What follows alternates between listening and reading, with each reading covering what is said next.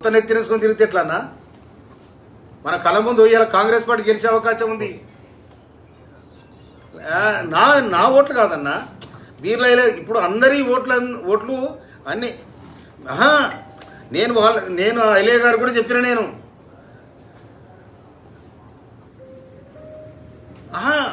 నువ్వు వాళ్ళకు కాంగ్రెస్ వాళ్ళు ఓట్లు బీఆర్ఎస్ ఏమని చెప్పేది ఎక్కడిది? కాంగ్రెస్ ఓట్లు లేదన్నా, కాంగ్రెస్ పార్టీ ఓట్లు బీఆర్ఎస్కి ఏమని చెప్పేది ఎక్కడిది? ఇప్పుడు అదే ప్రయత్నం చేస్తున్నాను వీళ్ళు. మీకు లిస్ట్ పంపిస్తే నేను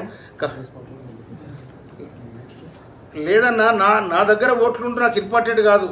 ఇదంతా ఒక కూటమిగా ఉంటుంది. ఈ 2 జిల్లాలు కలిసి రంగారెడ్డి జిల్లా 11 ఓట్లు ఉంటాయన్న. తర్వాత 288 ఓట్లు నల్గొండ జిల్లాకు ఉంటాయి. ఈ ఓట్లన్నీ కలిస్తేనే లెక్క.